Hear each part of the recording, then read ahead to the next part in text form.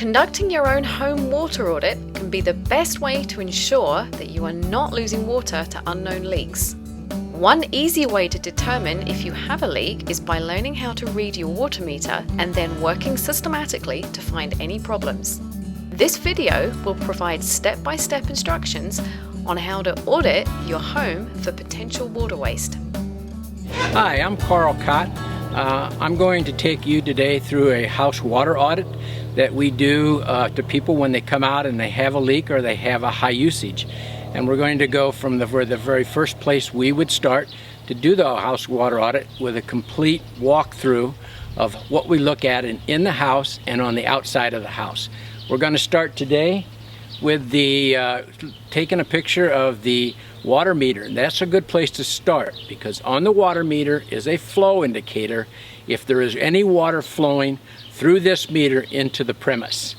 And at that point in time, if there are, we try to search out where that is. Maybe it's a faucet that's been left on, toilet leak, whatever. On the flow meter, which is attached to the water meter, is a flow indicator. It's a small dial and it turns in the clockwise position. And you'll see it goes real fast. It can measure up to 1/10 of a gallon a minute. It can do that. And that indicates that there is water flowing through the meter. And then we have a bigger part needle on the meter which will indicate how many total gallons are being used. The next step is to make sure all water valves are turned off. Be sure to check the following items: sinks, laundry room hookups, showers, sprinkler systems, and any place else water may be running. Now return to your meter box to see if the flow indicator is still spinning. If everything is turned off and the flow indicator is still turning, you've got a leak someplace. This is when the real detective work begins. Okay, the first place that we want to look at when we're going on to this house water audit is we want to look at what's in the bathroom, since that's the area in the toilet and the shower where the leaks occur most frequently. So we want to go in and check that first and be sure that we have no leaks going on, and if we do, we can point those out to the homeowner. The first place, like we're here and looking at the toilet, and the most common leak is the toilet. What happened is the flapper leaks or the ball valve is not set properly. So we look at that, and that's the first place that we want to look at. Down below is a shutoff on there, and once you determine that this is the leak, you need to shut that valve off, and then somebody at that point in time will call. They need to get a hold of a plumber or somebody with some knowledge of how to fix the leak that involves the toilet. If you do know how to do it, then of course you should do it yourself, and it's a pretty easy job. Okay, the other thing you want to do is you want to check the sinks and that all have valves coming into that. And that's up here. Some people, it leaks at the top, and then you have turn on and turn off valves underneath the sink or behind the sink. And those also should be checked, and that's easy by opening where the enclosure is, and you can see water. Maybe it's been wet down there, or you may even have mold because of a very slow drip. The thing we want to look at also in the bathroom is the shower head.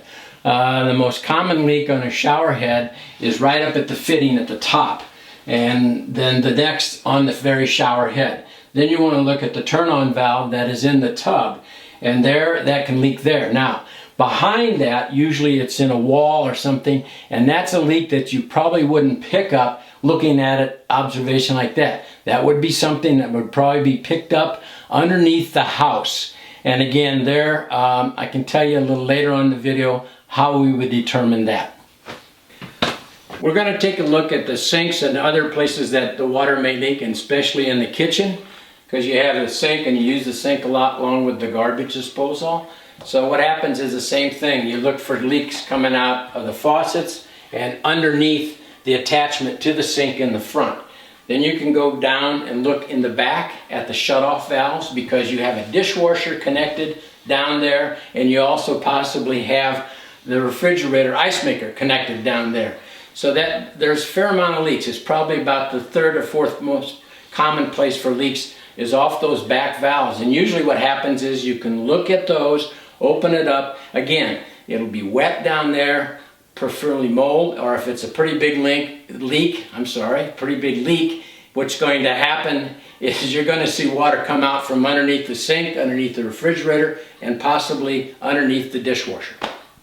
I'd like to talk a little bit about water features that are outside water features that are featured and where they have water coming into them that are based upon fill, when they fill it based on a float. And so many times people have numerous leaks in there, and what happens is the float just acts just like a toilet, float in a toilet. It never shuts off. And so the water, whether it be a swimming pool or whether it be a water feature or whether it be some automatic other types of features that they want, they need to be checking any water feature to be sure that it is not leaking. And there's also some underground leakage possibly where the valve is stuck open, and that is also caused a big lot of water usage, especially on swimming pools and large outside water features.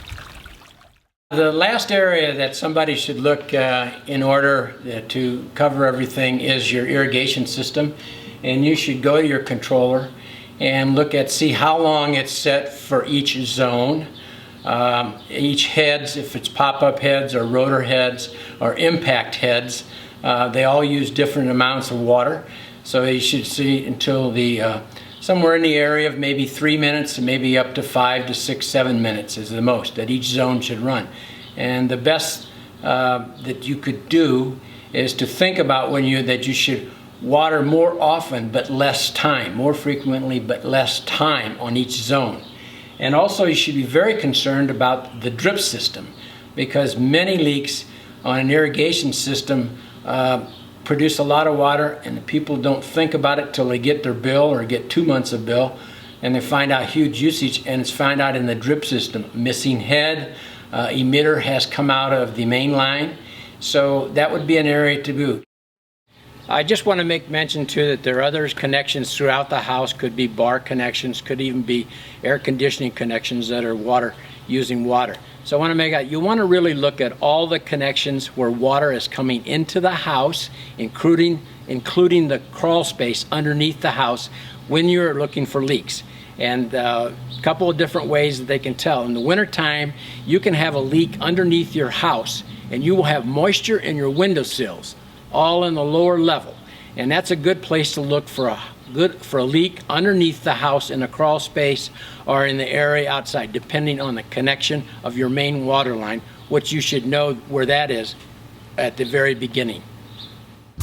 By following the simple self-audit process that you have just viewed, you should be able to locate most household leaks.